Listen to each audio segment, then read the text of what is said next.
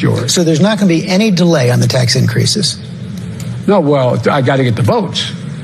I got to get the votes. That's why, the one thing that I have this strange notion. We are a democracy. Some of my Republican friends and some of my Democratic friends even occasionally say, well, if you can't get the votes by executive order, you're going to do something. Things you can't do by executive order unless you're a dictator. We're a democracy. We need consensus. So a couple days ago, I think it was Saturday, I woke up and this was fact-checked. This video was fact-checked. Now, what's interesting is Facebook and Instagram took the fact-check off, because they know what he said was true. He basically called himself, his future self, a dictator, because, here we have 40 EOs that he just signed in the first couple days in office. But what they did fact-check, and it's still fact-checked, is this video of him, and it's this right here. But let me just show you what they put. It's not clear what Biden said while signing a document. It's pretty clear. If you turn up the volume, it says, "I don't know what I'm signing."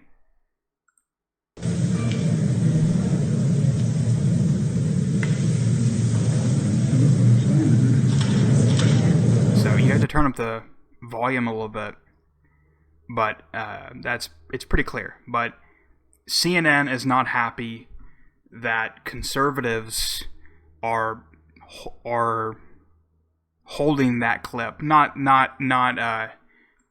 this clip, but they're holding this clip against Biden, and anybody who signs 40 EOs, I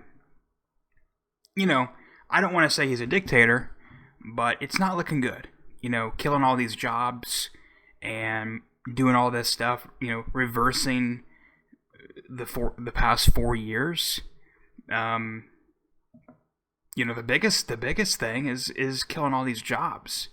I mean, that's not a good start to a presidency. But let's just see what CNN has to say.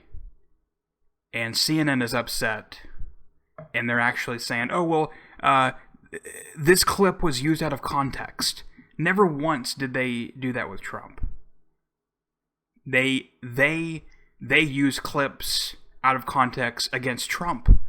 Now they're upset that conservative media is doing it against Biden, which at the same time I don't really agree with doing that. But at the same, they treated Trump, a certain way. Like CNN treated Trump terrible. And now conservative media is doing the same thing, and CNN is upset about it. So let's see what they have to say. President Joe Biden has signed dozens of executive orders, actions, and memorandums in his first 2 weeks in office. Some of his critics are arguing that, according to something Biden himself said in October, he is behaving like a dictator. That's not true. They're taking Biden out of context. And welcome to our town hall with Joe Biden, Mr. Vice President. Here's what happened. During an ABC News town hall, host George Stephanopoulos asked Biden if it's smart to carry out his plan to raise taxes on wealthy people and corporations. Is it wise to do even that when the economy is as weak as it is right now? Another 900,000 Biden defended his plan, and then they had this exchange. So there's not going to be any delay on the tax increases? No, well, I got to get the votes. I got to get the votes. That's why, the one thing that I have this strange notion. We are a democracy. Some of my Republican friends and some of my Democratic friends even occasionally say, well, if you can't get the votes by executive order, you're going to do something. Things you can't do by executive order unless you're a dictator. We're a democracy. We need consensus. The key word there is things. Biden was saying, as he did at other moments of the campaign, that there are certain policies you can't impose via executive order. He didn't say that executive orders themselves are inherently dictator-like, and he didn't even say that doing a lot of executive orders is dictator-like. Now here's how some of Biden's critics describe the comment. Now, President Biden said you can't legislate by executive action unless you're a dictator. Well, in 1 week, he signed more than 30 unilateral actions, and working Americans are getting short shrift. Biden signed off on a record number of executive orders during his first week. But just 3 months ago, according to Biden himself, that's something only a dictator would do. That is just not an accurate depiction of what Biden said. In fact, Biden explicitly campaigned on doing a bunch of executive orders. The orders he signed so far on climate change, on reversing President Trump's ban on transgender people serving in the military, and on preserving the DACA immigration program were all orders he promised on his campaign website.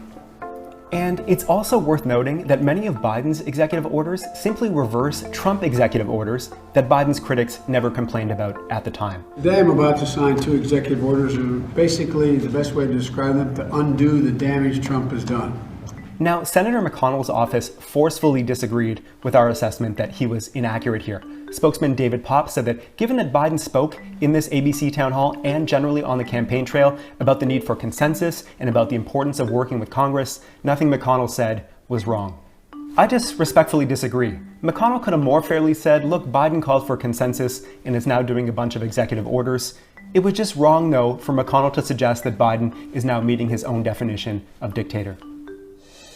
And just to remind you that Biden and the Biden administration is losing their minds, and they basically are lying to their voters. But the Biden voters got bamboozled. Here's a compilation video of Democrats, while campaigning, promising $2,000 checks.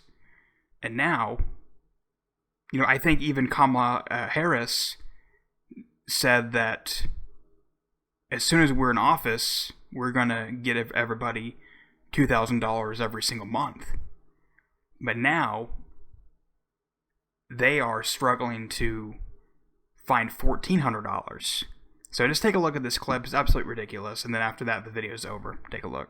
If you send John and the Reverend to Washington, those $2,000 checks will go out the door. We will be able to pass $2,000 stimulus checks for the people next week. We'll deliver the $2,000 stimulus checks, and that begins with the $2,000 stimulus. When you send me and Reverend Warnock to the Senate, we will pass those $2,000 stimulus checks. You send me and Reverend Warnock to the Senate, we will pass those $2,000 stimulus checks. They will make decisions about whether we give people a $2,000 check. We need to pass $2,000 stimulus checks for the people. For getting people that $2,000 in relief, direct payment. Congress should pass $2,000 checks. President-elect Biden and Democrats are all pushing for $2,000 relief checks. $2,000 stimulus checks. $2,000 relief checks. $2,000 relief checks. They should send $2,000 checks to the American people right now. Supporting $2,000 relief payments right now. We need to be passing the $2,000 stimulus relief checks. That means we need John Ossoff and Raphael Warnock,